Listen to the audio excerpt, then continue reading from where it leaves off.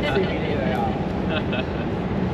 So, when you speak of trams, and I'm actually going to talk about public transport here, because there's a lot of public transport basically around. We've got the trams, as you heard, there's the Alfred Street bus stops over there, there's the train station right here, and then there's the ferries just through there.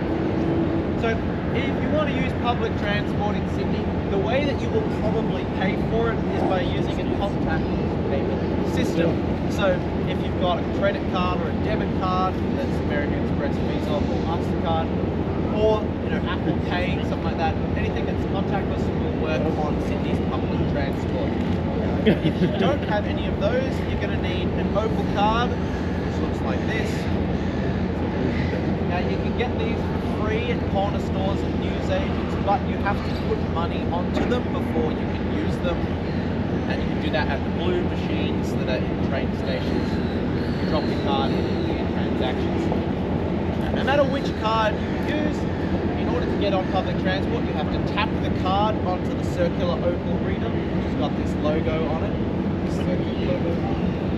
It goes beep, you get on, and then when you get off, you tap it again. You go beep, tap on and tap off. If you forget to tap off, you'll get charged the maximum fee for the service that you're on. And if you forget to tap on, sometimes there are transport officers patrolling the trains and the trams and the buses, and they check your card and they can fine you $200 on the spot if you haven't paid your fare.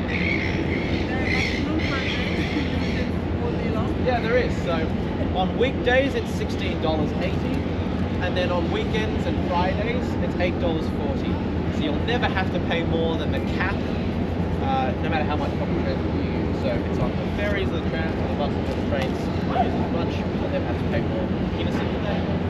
Except for the airport access train station, which is a privately owned train station, which charges you extra money just for using it because they can, basically. And there are other services that are described as Opal Pay, which you can pay for using your Opal card, but the money you pay doesn't count towards your daily cap, so that's costing you more over time. So that's not Opal, that's Opal Pay, it's different. If you've got any questions about Opal, let me know while we walk, because I know it can be a bit confusing. But if you wanted to get down to Bondi Beach from here, you can catch the 333 Express bus. Bendy bus, there's 333 on it. That's about a half an hour or 40-minute bus trip, depending on the traffic, and it drops you right out the front of Bondi Beach. So any questions about Opal, let me know. Other than that, right out. So,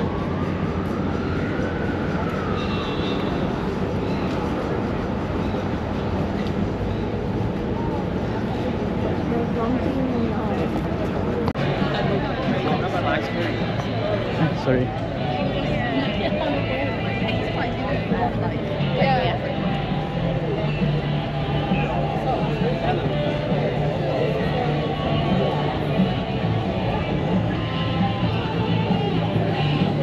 Asan na to siya?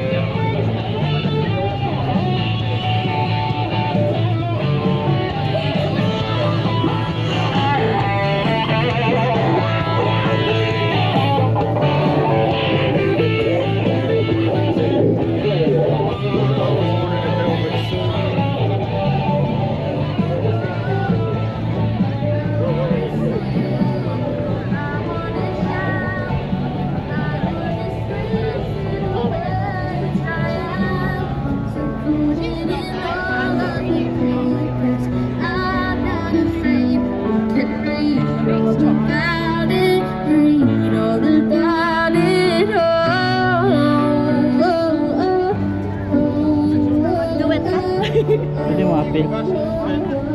Just basically. I think kumain ko dito kay Mangingana na lang ko kay I'm doing something that I love. Asan ni?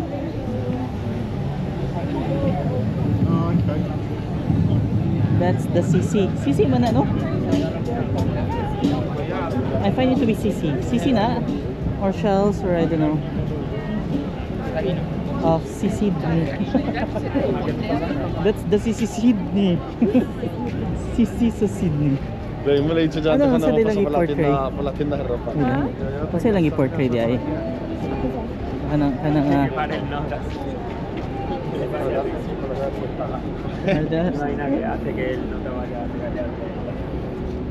We ran the gauntlet of buskers.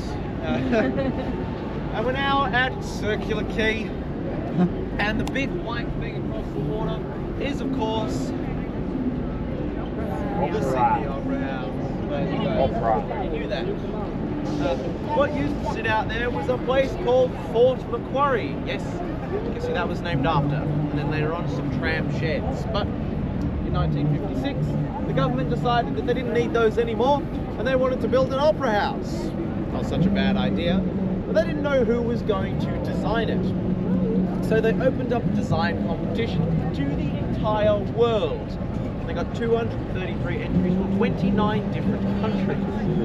I don't know if that made their job any easier, but they eventually settled on the designs of a young Danish architect by the name of Jon Utzon. He provided them with some drawings and some sketches, and they're all quite evocative and unique, but they didn't know if they could actually build them. But they decided to give him a go anyway. And over the next few years, they oversaw some revolutionary techniques in design and engineering to build the building we see across the water today. But in 1965, something happened that turned the whole project on its head. But I will finish the second half of that story at the end of the tour.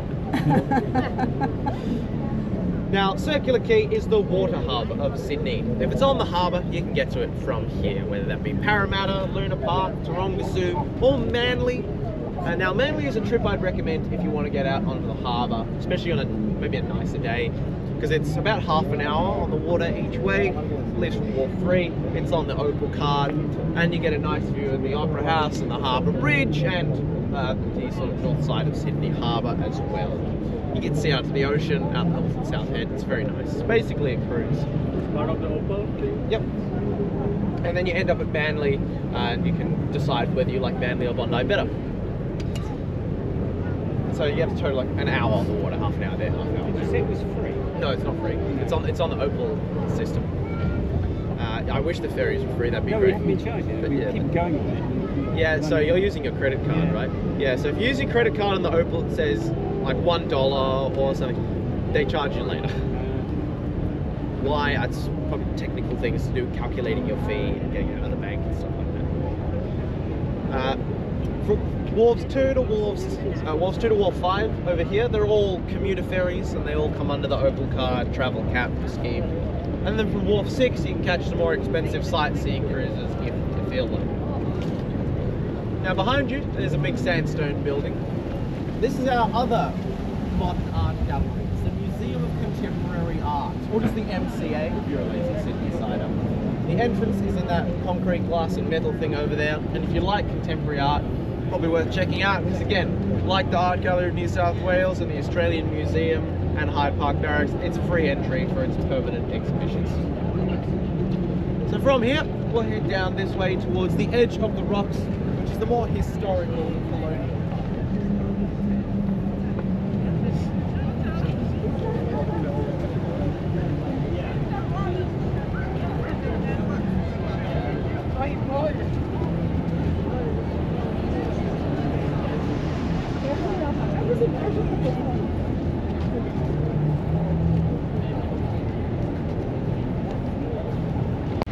Now, it's called the Rocks because at first it was just a rocky sandstone headland when the colonists first turned up.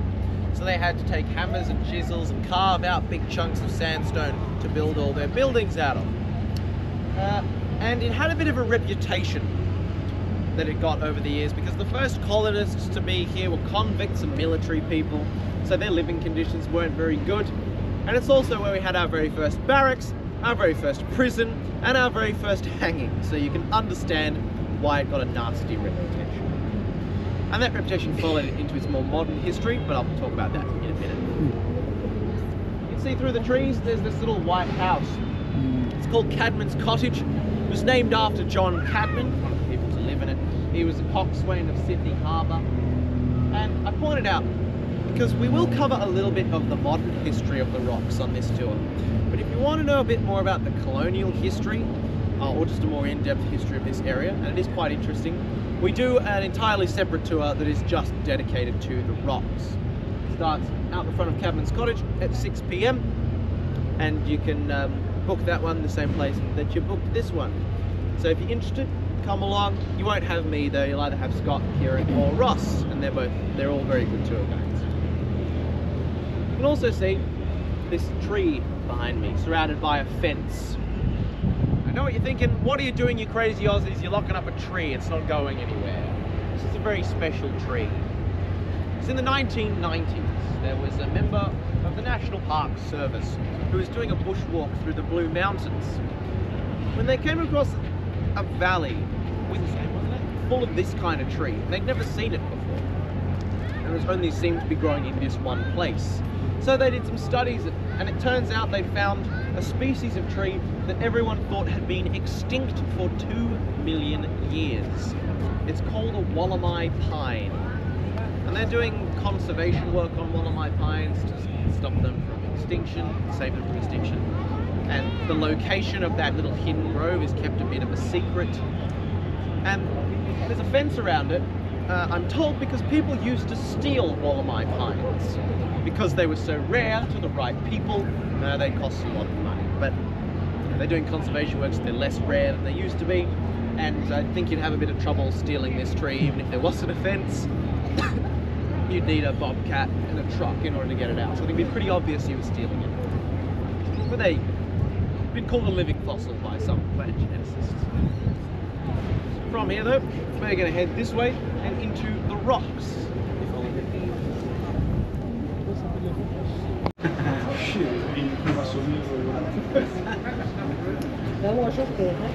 Would we fit in?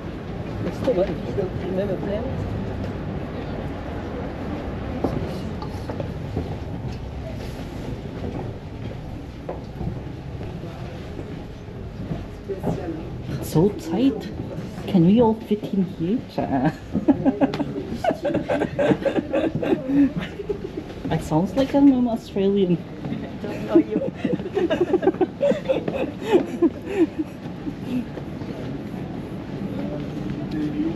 Nice lagi diri. Wow, the brick. I think imbornal ni diri.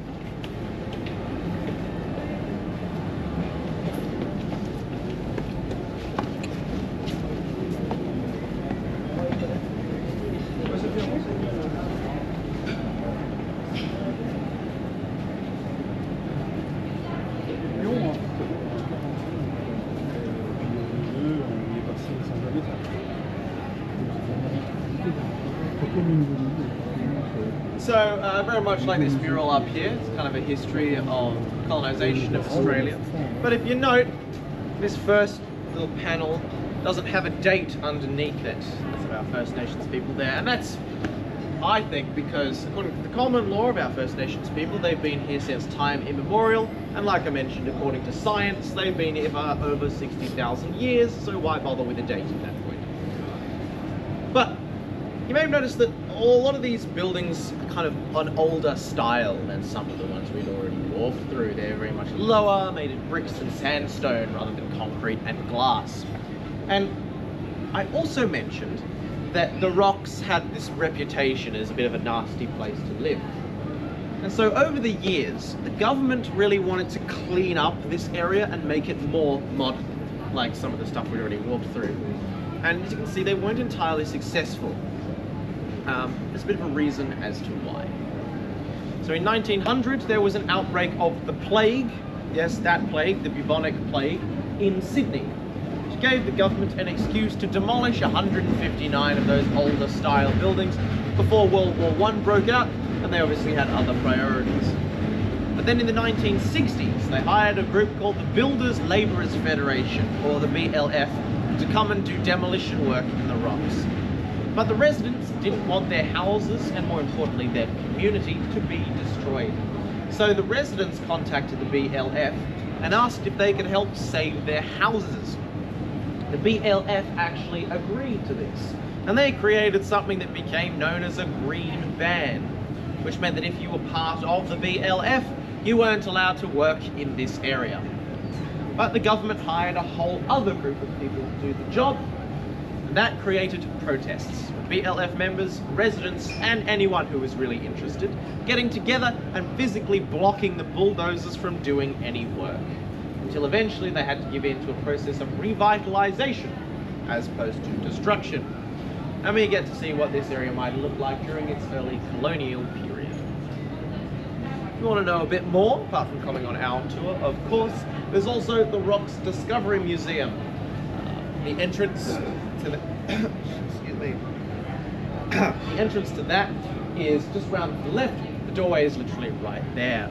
It's free entry and it's open daily. Covers some of that history as well. If you wanted a bit more of a self-guided experience, you walk further up into the rocks, you can get to something called the Big Dig, which is a series of open archaeological digs of foundations of buildings. That there are plaques next to the digs that explain what the buildings have been used for and what life would have been like. There's also a reconstruction of an old sort of workers' convict house, but you do have to pay for that. So you can walk through it though. It's kind of neat if you like that kind of history. So from here we're going to head round to the right and briefly take a look at what you might call the heart of the rocks.